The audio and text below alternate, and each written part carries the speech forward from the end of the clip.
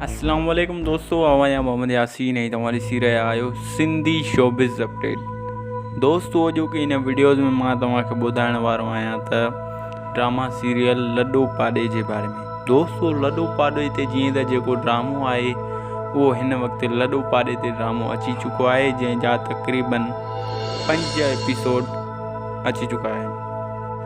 ऐं दोस्तों मां तव्हांखे ॿुधाईंदो हलां त हिन ड्रामे जूं अञा ताईं किस्तियूं अचनि पियूं ऐं उहा ॾिसंदड़नि जे लाइ हिकु वॾी ख़ुशख़बरी आहे जो हिन ड्रामे खे ओनियर कयो वियो आहे, यानी हिन ड्रामे खे रिलीज़ कयो वियो आहे। ऐं दोस्तों हिन खां अलावा मां तव्हां दोस्तनि खे ॿुधाईंदो हलां त हिन ड्रामे में कहिड़ा एक्टर्स कमु कनि पिया। कुझु मां दोस्तनि यादो हुननि जा नाला पेश कंदुसि। दोस्तों असांजी सिंध जी जेका बहितरीनु लेजेंड पथर दुनिया खां वठी एक्टर्स आहे उहा शबीरा चना, आपा शबीरा चना आहे, उहा हिन ड्रामे में कमु करे पई।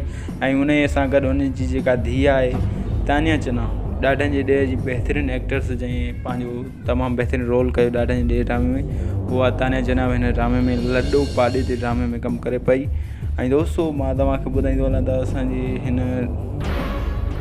लॾो पाॾे ड्रामे में वाहिद रज़ा ऐं इन खां अलावा रांझन चांग, जंहिंजो मशहूरु नाले सां करेक्टर्स आहे सूबेदार सिखियो आहियां ॾाढो ॾुखियो। दोस्तों जीअं त उहो बि हिन ड्रामे में कमु करे पियो, सो हिन ड्रामे जूं आहिस्ता आहिस्ता किस्तियूं ईंदियूं पियूं वञनि ऐं हिन ड्रामे खे रिलीज़ कयो वियो आहे। हिन ड्रामे जूं तक़रीबन 5 खां मथे किस्तियूं अची चुकियूं आहिनि। ऐं दोस्तों मां तव्हांखे हिन खां अलावा ॿुधाईंदो हलां त हिन ड्रामे में तमामु बहितरीनु एक्टर्स कमु कनि पिया ऐं हीउ तमामु बहितरीनु कॉमेडी ड्रामो आहे।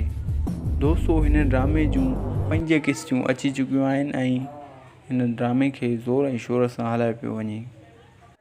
दोस्तों हीअ हुई अॼोकी वीडियो। जेकॾहिं अॼोकी वीडियो तव्हां दोस्तनि खे पसंदि आई त असांजी हिन वीडियोज़ खे लाइक कंदा, कमेंट्स कंदा ऐं सब्सक्राइब करणु न विसारींदा। असांजे हिन चैनल सिंधी शोबिज़ अपडेट खे सब्सक्राइब करे घंटीअ जे बटण ते लाज़मी क्लिक कंदा। एसी ताईं ॾींदा मोहम्मद यासीन खे इजाज़त। अल्लाह हाफ़िज़।